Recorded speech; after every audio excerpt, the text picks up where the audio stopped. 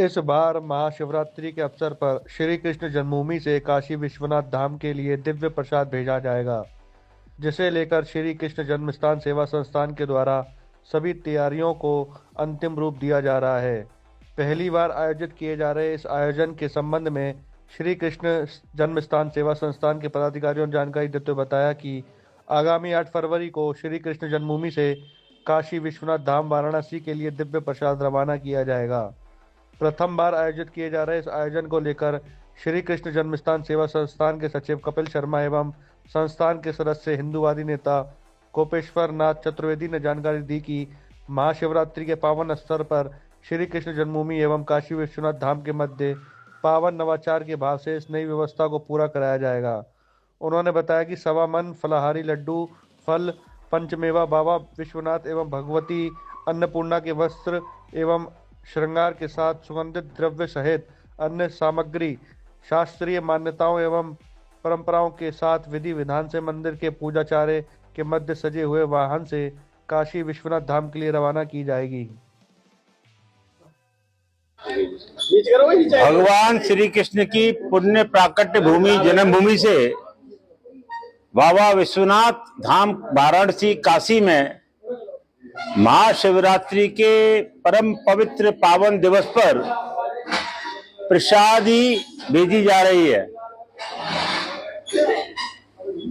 फलाहारी लड्डू, फल, मेवा, मां पार्वती का श्रृंगार, भगवान शिव के वस्त्र, सुगंधित द्रव्य आदि सामग्री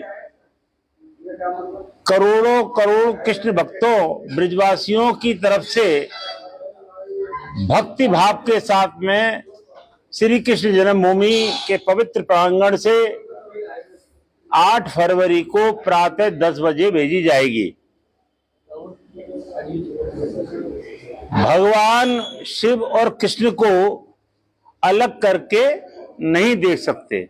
कहा भी गया है कि शिवाय विष्णु रूपाय शिव रूपाय विष्णवे, कि भगवान कृष्ण शिव रूप में है और शिव कृष्ण रूप में है, दोनों में अंतर नहीं है। और करोड़ों भक्त हरिहर रूप में भगवान की पूजा करते हैं। हरि हर, नारायण और शिव, एक भगवान का नाम शिव केशव भी है।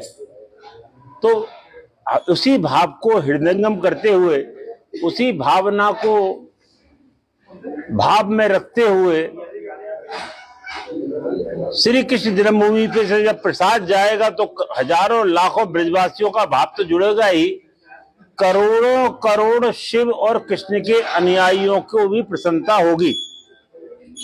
और ये जो नवाचार है, जो नया कार्य शुरू हो रहा है, ये निश्चित रूप से सनातन के स्वर्णिम गौरव के लिए एक योगदान होगा। कितना कुंटल होगा? सवा मन लड्डू जाएंगे और अन्य सामग्री जा रही है।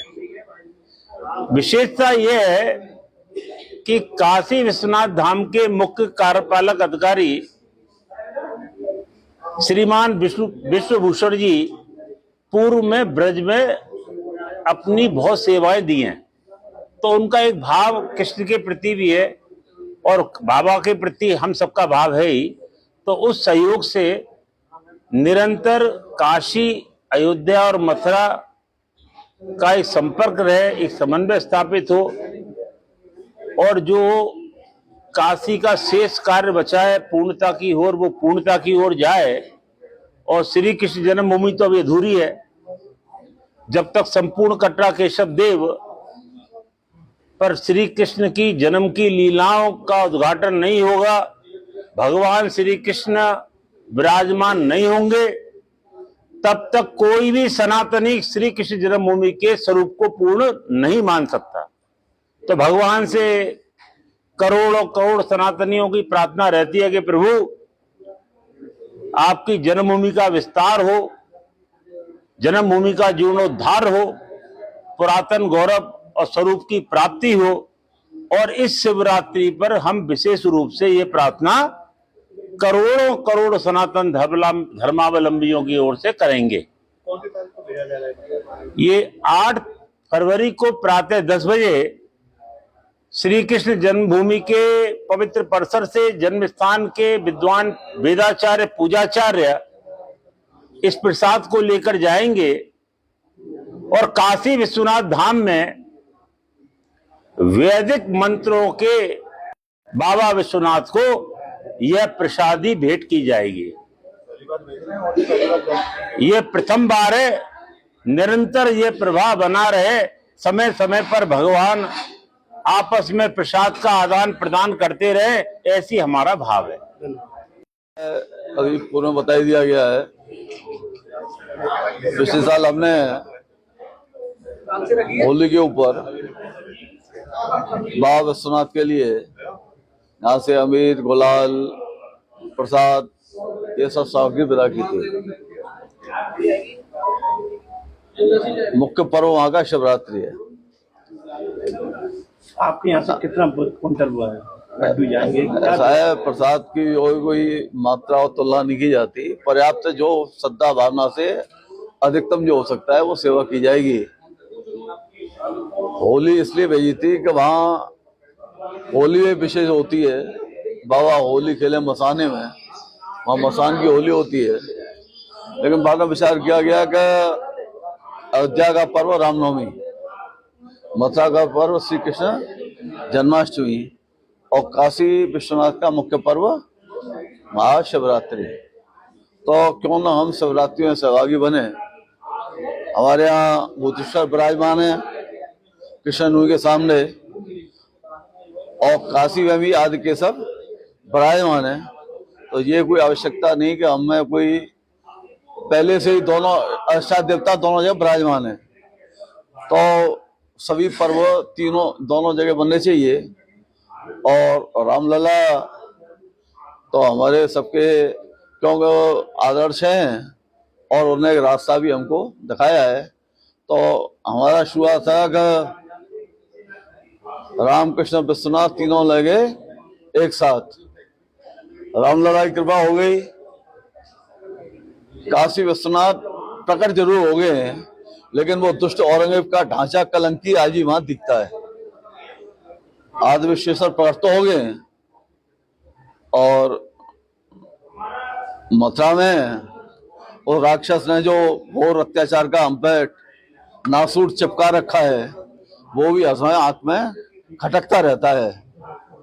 मंदिर बड़े उत्सव और बनते हैं, वो इसलिए भक्ता हैं, उनको आनंद मिले, लेकिन भक्त उसको देखते हैं तो वो जो है जहाँ से पीड़ित अपमानित होकर के जाते हैं। तो जो तीनों का तालमेल बने और जैसे राम जी ने कृपा की है, जैसे बाबा भोलेनाथ प्रकट हो गए लेकिन अभी वो ढांचा नहीं किया है सामने से, और वो नंदी आज भी उनकी प्रतीक्षा कर रहे हैं सामने बैठे हुए। तो सबकी प्रार्थना वहां तो करेंगे भक्त, हम भी यहाँ से प्रार्थना करते हैं कि जो नंदी लगभग 400 साल से अपने बाबा विश्वनाथ के दर्शन के लिए बैठे हुए हैं, वो उनको शीघ्र दर्शन सीधे सीधे हों। और मथुरा का भी कलंक ये राक्षस ने जो अपमान करने लगा रखा है, तो ये तीनों का तालमेल बने इस चीज से कि हम रामनवमी से सहभागी बने। वहां से आए काशी विश्वनाथ से, आपने देखा हमने भेजा तो उन्होंने भी जब नशे भेजा, तो ये हमारा तालमेल और भक्तों को भी संदेश जाता रहे कि तीनों स्थान, तीनों के भक्त और तीनों के लिए समर्पण का संकल्प लगातार है, उसमें कोई अंतर नहीं है। कदम कदम बढ़ रहे हैं, लेकिन जब तक लक्ष्य तक नहीं पहुंचाए कोई चैन से नहीं बैठा, ये भी संदेश जाता रहे बराबर। इसलिए ये पर्व तालमेल से मनाने का निश्चय हुआ है। मथुरा में आप देखते हैं कि महाशिवरात्रि को अपना अभिषेक पर्व सब व्यवस्था करते हैं और अद्भुत हमारी शिव बारात भी यहाँ से जमुई से निकलती है। तो वो भी हम जो है और भव्यता से वो निकले, उसका भी पूरा प्रयास करेंगे कि मथुरा के श्रद्धालुओं को जहाँ से आनंद की अनुभूति हो, तो वह भी धूमधाम से आगामी 15 फरवरी को वो कार्यक्रम भी होगा और 8 फरवरी को धूमधाम से उसका जहाँ से ठाकुर जी के लिए प्रसाद, पोशाक ये सब विदा करेंगे और वहाँ जो है भेंट करेंगे, जिससे कि महाशिवरात्रि के दिन कृष्ण जन्मभूमि से भेजा हुआ प्रसाद पोशाक का वो धारण करके और हमको आशीर्वाद दें। यही इस पर्व मनाया जा रहा है।